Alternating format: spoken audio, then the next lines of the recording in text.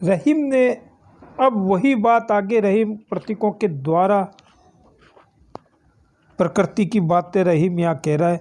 यहाँ पहले में वो बताया अंड न बॉन्ड रहीम कही देख किचन पान, कि जिस प्रकार लता से पूरे ब्रह्मांड को बांधा नहीं जा सकता, पान की लताएं जो होती है, पान के जो लताएं लगती है उससे ब्रह्मांड को नहीं बांधा जा सकता, उसी प्रकार सारे दुख सहन नहीं करना असंभव है। अब आगे रहीम जो अगले दोहे में कह रहे महत्वपूर्ण दोहा है, इसके भाव कई कवियों ने भी प्रदर्शन किए। कदली सीप भुजंग मुख स्वाति एक गुण तीन, जैसी संगति बैठिए तैसे ही फल दीन। संस्कृत में भी काफ़ी कुछ कहा गया है। संस्कृत में जो है वो सत्संगति के बारे में कहा गया है कि सत्संगति किम न करोति पौनशाम। संगति, जैसी संगति के आप बैठेंगे वैसा ही आपका होगा। अब यहाँ तीन एक की बूंद की जो आकाश से निकलती है उसके अलग अलग स्वरूप का वर्णन किया गया है। देखो, कदली शीप भुजंग मुख स्वाति एक गुण तीन, जैसी संगति बैठिए तैसे ही फल दीन। अब बूंद निकली स्वाति नक्षत्र की बात करते हैं। नक्षत्र जो है उनके 27 नक्षत्र होते हैं, उनकी बात की गई।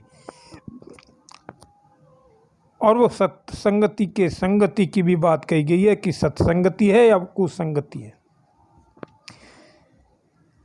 अब बूंद निकली स्वाति नक्षत्र में, केले के पत्ते पर सीप और सर्प के मुख में स्वाति नक्षत्र की बूंद एक जैसी पानी के समान गिरती है। पानी एक ही है, स्वभाव एक है, लेकिन तीनों का प्रभाव अलग अलग है। जैसी संगति बैठी तैसे ही फल दीन, परंतु उसका प्रभाव अलग अलग रहता है। इसीलिए कवि का कथन है, रहीम का कथन है कि जैसी संगति करोगे वैसा ही फल पाओगे। कवि यहाँ सत्संगति के प्रभाव को बताते हुए कह रहे हैं कि सत्संगति का प्रभाव अलग अलग जीवों पर अलग अलग पड़ता है। जो व्यक्ति जैसी संगति करता है उस पर वैसा ही प्रभाव पड़ता है। अब देखो, तीनों की अलग अलग विशेषताएं कवि यहाँ बता रहे हैं। कदली किसको कहते हैं? केले के पत्ते।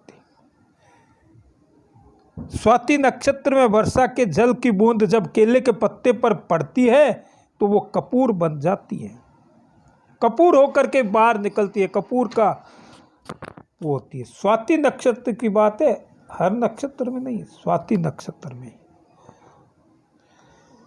और सर्प के मुख में पड़ती है तो वो क्या हो जाती है? सर्प के मुख में क्या निवास होता है? अगर सर्प आपको डस ले तो क्या कहते हैं हम? जहर फैल गया शरीर में, तो वो जहर बन जाती है। और वही बूंद स्वाति नक्षत्र में जब नीचे गिरती है और सीप के मुख में पड़ती है तो वो क्या हो जाती है? मोती बन जाती है।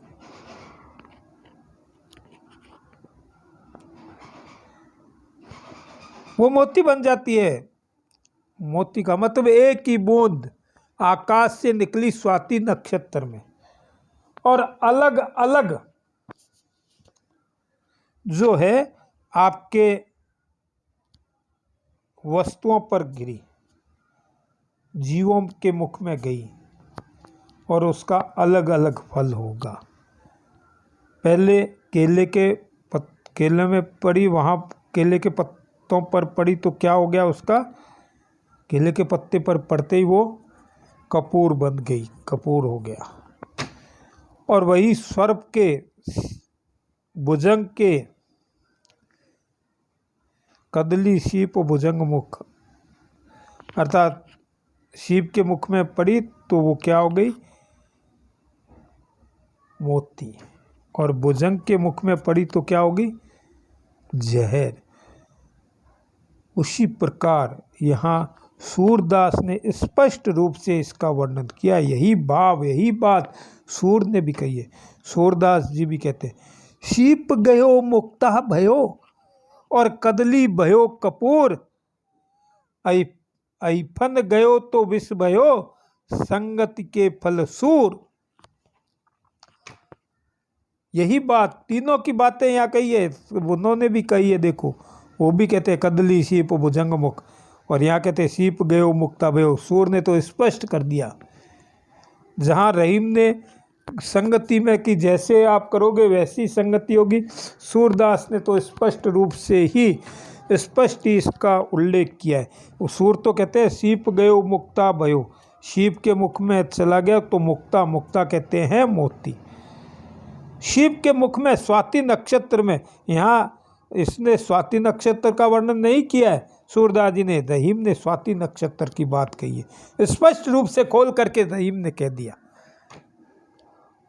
और सूरदास कहते हैं कदली भयो कपूर, इसने भी कदली का वर्णन किया। अगर आपके ये आ जाए तो व्याख्या में तुलनात्मक ये आपको लिखना होगा, इसकी तुलना करते हुए ये सारी बातें आपको लिखनी होगी। तुलनात्मक अध्ययन, आपको व्याख्या का तरीका भी बताया। पहले प्रसंग लिखना होगा, उसके बाद में व्याख्या लिखनी होगी, और तीसरा आप लिखेंगे विश्लेषण एवं मूल्यांकन, ये शब्द लिख करके, और उसमें आप लिखेंगे टिप्पणी या विशेष। उसमें कई भाग होंगे, उसमें अलंकार की बात कहेंगे आप, भाषा की बात कहेंगे, कहीं तुलनात्मक कोई बात आ गई तो उसका भी आप वर्णन करेंगे कि उस कवि ने, जैसे सूरदास जी की, और इसकी तुलना करते हुए आप आगे इसकी व्याख्या करेंगे। और उसके बाद अगर कोई मुहावरा आ गया तो उसकी भी आप बात वहाँ लिखेंगे कि मुहावरे में ये बात कही गई है। अगर कोई अंतर कथा आ गई, आपके बहुत सी पहले भी अंतर कथाएं बताई है, तो उसका भी आप वर्णन करेंगे। तो यहाँ सूरदास जी ने देखो कितनी स्पष्ट रूप से कही है, शीप गयो मुक्ता भयो कदली भयो कपूर, और ऐफन गयो तो विष भयो संगति के फल सूर। सूरदास जी कहते हैं कि ऐफन, यहाँ देखो सर्प के लिए वहाँ भुजंग कह दिया, मुख कह दिया, और यहाँ ऐफन गयो तो विष भयो, यहाँ ऐफन कह दिया। ऐफन का मतलब है सांप, तो विष हो गया, जहर हो गया। और यहाँ भी कहते हैं संगति के फल सूर, संगति का फल सूरदास जी कहते हैं कि क्या नहीं करा सकता। हमारे यहाँ भी है, आपने पढ़े होंगे, आपने कहावतें सुनी होगी, राजस्थानी की कहावतें, कौन सी आपको कक्षा में भी बताई गई है, विस्तार से बताई गई है,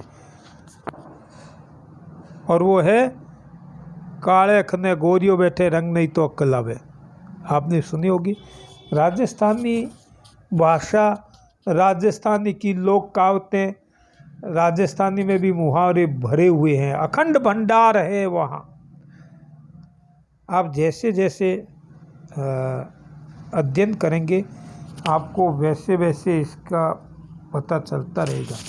और संगति की बात तो बहुत कुछ वहाँ संस्कृत में भी आया। चंदन के वृक्ष की बात कही गई है कि सांप जो है चंदन के वृक्ष से लिपटे रहते हैं, लेकिन चंदन में जहर नहीं होता। चंदन लेते हैं बड़े बड़े सांप, जहरीले सांप चंदन के वृक्ष से लिपटे रहते हैं, लेकिन कभी आपने चंदन में जहर देखा है? नहीं।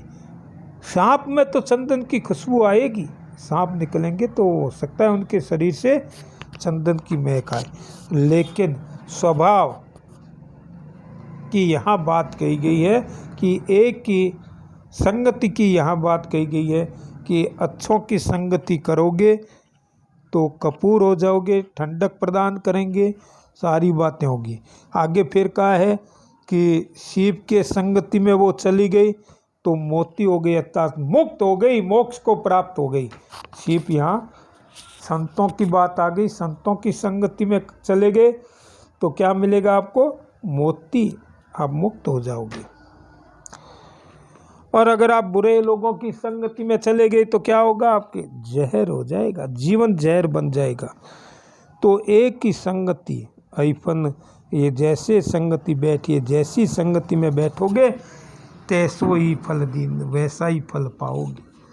अगर अच्छों की संगति करोगे तो अच्छा फल मिलेगा, बुरों की संगति में बैठोगे तो बुरा फल मिलेगा।